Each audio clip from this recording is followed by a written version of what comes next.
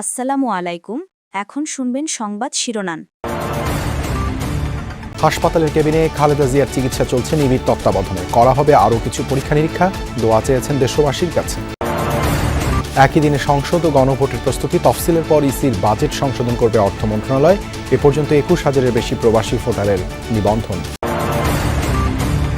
ভূমিকম্পের পর চিহ্নিত ৩০০ ভবনের বিষয়ে ব্যবস্থা নিচ্ছে রাজউক। ঝুঁকি ও করণীয় নিয়ে বিশেষজ্ঞদের সাথে সলা পরামর্শ প্রধান উপদেষ্টা।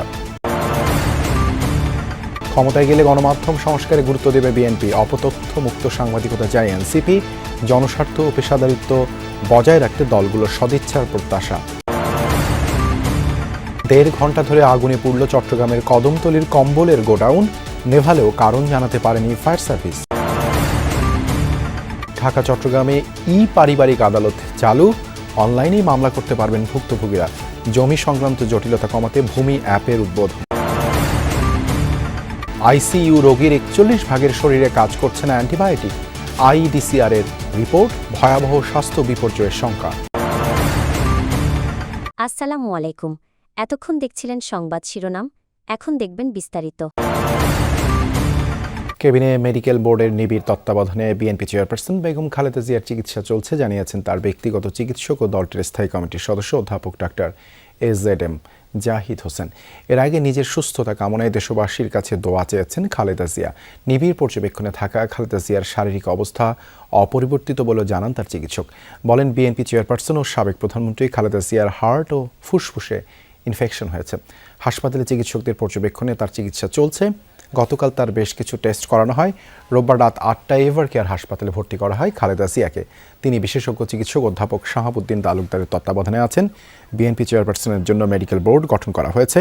বোর্ড সদস্যরা জানিয়েছেন, গত কয়েক মাস ধরেই নানা ধরনের শারীরিক জটিলতা দেখা যাচ্ছে বিএনপি চেয়ারপারসনের। চ্যালেঞ্জ হলেও একই দিনে জাতীয় নির্বাচনের গণভোট করা সাশ্রয়ী হবে বলে মনে করেন অর্থ উপদেষ্টা ডক্টর সালেউদ্দিন আহমেদ।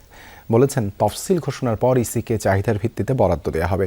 সচিবালয়ে সরকারি ক্রয় সংক্রান্ত উপদেষ্টা পরিষদ কমিটির সভা শেষে এসব কথা জানান তিনি। দেশে প্রথমবারের মতো একসাথে হতে যাচ্ছে জাতীয় নির্বাচন ও গণভোট। অনেকে এটিকে চ্যালেঞ্জ মনে করলেও সরকারের ভাবনা দুটি একসাথে হওয়াই যৌক্তিক।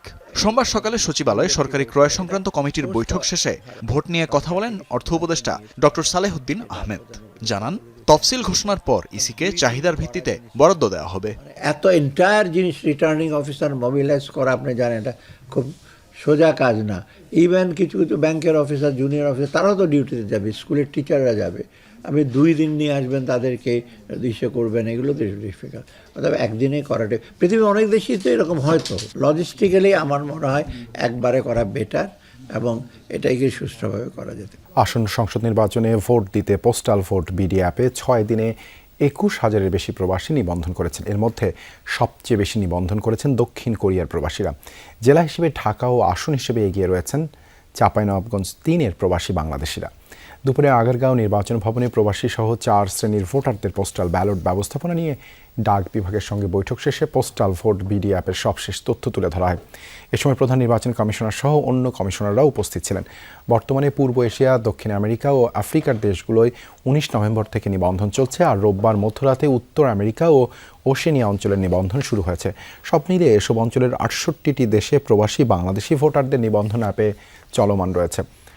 এখনও পর্যন্ত দক্ষিণ কোরিয়ার প্রায় 8,000, জাপানে প্রায় 5,000 এবং দক্ষিণ আফ্রিকায় 2,500 প্রবাসী নিবন্ধন করেছেন। ঢাকায় সাম্প্রতিক ভূমিকম্পের ঘটনায় আতঙ্ক নয়, সচেতনতা বাড়ানোর পরামর্শ দিয়েছেন দেশের শীর্ষ ভূমিকম্প বিশেষজ্ঞরা।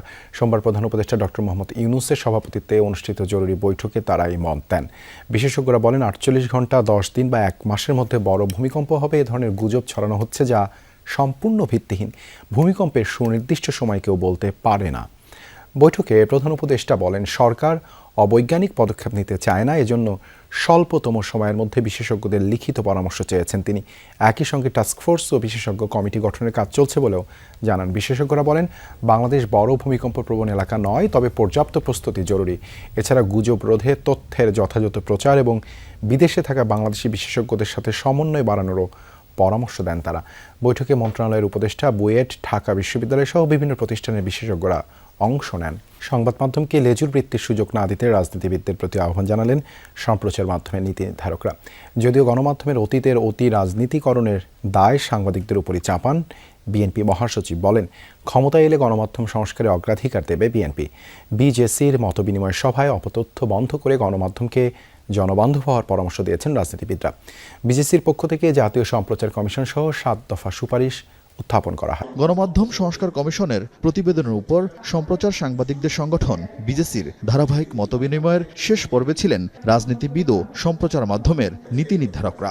মতবিনিময়ের শুরুতেই গণমাধ্যম সংস্কার কমিশনের প্রতিবেদন নিয়ে 7 দফা সুপারিশ তুলে ধরে বিজেসি। সম্প্রচার সংবাদ মাধ্যমকে স্বাধীন সম্পাদকীয় প্রতিষ্ঠান হিসেবে পরিচালিত হতে দেওয়ার রাজনৈতিক অঙ্গীকার করতে হবে। মৌলিক এসব দাবি বাস্তবায়নে আগামীর নীতি নির্ধারকদের সহায়তা চান বিজেসি নেতারা। গণমাধ্যমেরও জবাব দিতে থাকবে জনগণের কাছে, সরকারও এটি অহেতুক বাধাগ্রস্ত করবে না। যদিও দাবির সাথে খুব বেশি দ্বিমত ছিল না রাজনীতিবিদদেরও, তবে তারা সম্প্রচার মাধ্যমকে আরো বেশি জনস্বার্থ সংশ্লিষ্ট হওয়ার তাগিদ দেন। রাজনৈতিক দলগুলো তো আপনার কাউকে পকেটের মধ্যে নিতে চায় না, কিন্তু আপনারা যদি পকেটে ঢুকে যান তখন কিন্তু দ্যাট বিকামস এ প্রবলেম। আমরা দেখেছি গত 15 বছর নিজেরাই উদ্যোগী হয়ে আপনারা ফ্যাসিজমকে সমর্থন করেছেন। এটা আমাদের দেখা, এই দেশের মানুষের দেখা। তো সেই জায়গাগুলোতে আপনাদেরও কমিটমেন্টের প্রয়োজন আছে যে আপনারা ওই জায়গাগুলো থেকে নিজেরা বাইরে থাকবেন। যে আমরা যদি সরকার পরিচালনার দায়িত্ব জনগণের মাধ্যমে পাই, তাহলে আমরা নিঃসন্দেহে এটাকে অগ্রাধিকার ভিত্তিতে আমরা দেখব বলে আমরা বিশ্বাস করি। চট্টগ্রামে ভয়াবহ আগুনে পুড়ে ছাই হয়েছে বহুতল ভবনের 4 তলায় অবস্থিত কম্বলের গুদাম। নগরীর কদমতলীতে ভয়াবহ এই অগ্নিকাণ্ডে পুরো এলাকায় আতঙ্ক ছড়িয়ে পড়ে। আগুন নিয়ন্ত্রণে যোগ দেয় ফায়ার সার্ভিসের 8টি ইউনিট, তবে হতাহত হয়নি কেউ। অগ্নিকাণ্ডের কারণ ও ক্ষয়ক্ষতির পরিমাণ তাৎক্ষণিকভাবে জানা যায়নি। বেলা 1:30টার দিকে চট্টগ্রামের কদমতলী পোড়া মসজিদ এলাকায় চেয়ারম্যান মার্কেটের 4র্থ তলায় আগুন লাগে, যেটি আল হোসেন এন্টারপ্রাইজ নামের একটি প্রতিষ্ঠানের কম্বলের গোদাম। শুরুতে তীব্রতা কম থাকলেও ধীরে ধীরে আগুন বাড়তে থাকে। স্থানীয়রা নেভাতে চেষ্টা করে ব্যর্থ হয়ে ফায়ার সার্ভিসে খবর দেয়। জামাত স্টার্ট হয়েছে, তারপর আগুন ধরে গেছে। মসজিদের বাইরে দেখতেছি দেখি এই আগুনের অবস্থা। আমরা নিচে ছিলাম, মাল নামাচ্ছিলাম, তখন উপর থেকে দেখতে বেশি বেশি করে ধোঁয়া বের হচ্ছে, চিল্লাচিল্লি হয়ে গেছে। গোডাউনে ঢুকার কোনো চান্স পাই না, তারপর ধোঁয়ার জন্য এখানে যাওয়া যাচ্ছে না। আমরা বাইরে থেকে অনেক চেষ্টা করছি ঢুকার, কিন্তু ঢুকতে পারতেছি না। তারপরে ফায়ার সার্ভিস আসছে, উপর উঠছে আমাদের ছাদের থেকে, এখানে পানি মারছে। আমরা ধোঁয়ার কারণে আমরা নিজেরাই কোনো কি দিশকুল পাচ্ছি না। ঢাকা মহানগর আদালতে আনুষ্ঠানিকভাবে চালু হলো পারিবারিক আদালত। বিচার ব্যবস্থায় প্রথমবারের মতো চালু হয় এই সেবা পারিবারিক মামলার দীর্ঘসূত্রতা কমানোর পাশাপাশি বিচার প্রার্থীদের ভোগান্তি কমাতে গুরুত্বপূর্ণ ভূমিকা রাখবে বলেছেন আইন উপদেষ্টা। সকালে ঢাকা মহানগর দায়রা জজ আদালতের আনুষ্ঠানিকভাবে পারিবারিক আদালতের উদ্বোধন হয়। পাইলট প্রকল্প হিসেবে ঢাকার পাশাপাশি চট্টগ্রামের পারিবারিক আদালতে এই সেবা দেয়া হবে। আইন উপদেষ্টা বলেন, অতিরিক্ত সংস্কার করতে গিয়ে রাষ্ট্র কাঠামো যেন দুর্বল না হয়, সেদিকেও খেয়াল রাখতে হবে। শুধু মামলা দায়ের করা না, নথি ব্যবস্থাপনা আছে, শুনানি আছে, রায় আছে, সবকিছু অনলাইনে হয়ে যাবে। এটাকে আমরা একটা পেপারলেস কোর্টও বলতে পারি। এটাতে যে ভোগান্তি কমবে, সময় বাঁচবে, দুর্নীতি কমবে। এটা বিশেষ করে নারী জাতির জন্য, যারা নির্যাতিত এবং নানান অবিচারের শিকার, এবং যে সমস্ত শিশুরা পারিবারিক সহিংসতা এবং বিদ্বেষের শিকার, তাদের জন্য আসলে অনেক বড় একটা বিচারের বার্তা নিয়ে এসছে। গুরুতর রোগীকে সারিয়ে তুলতে শেষ চিকিৎসার জন্য নেওয়া হয় আইসিইউতে, কিন্তু সেখানকার 41% রোগী অ্যান্টিবায়োটিক প্রতিরোধী জীবাণুতে আক্রান্ত। কাজ করছে না বহুল প্রচলিত অ্যান্টিবায়োটিকের একটিও। আইডিসিআর এর সার্ভিল্যান্সে উঠে এসেছে এই ভয়াবহ চিত্র। এতে দেখা যায় অন্য রোগীদের তুলনায় আইসিইউ এর রোগীরা অ্যান্টিবায়োটিকে বেশি মাত্রায় অনিরাময়যোগ্য।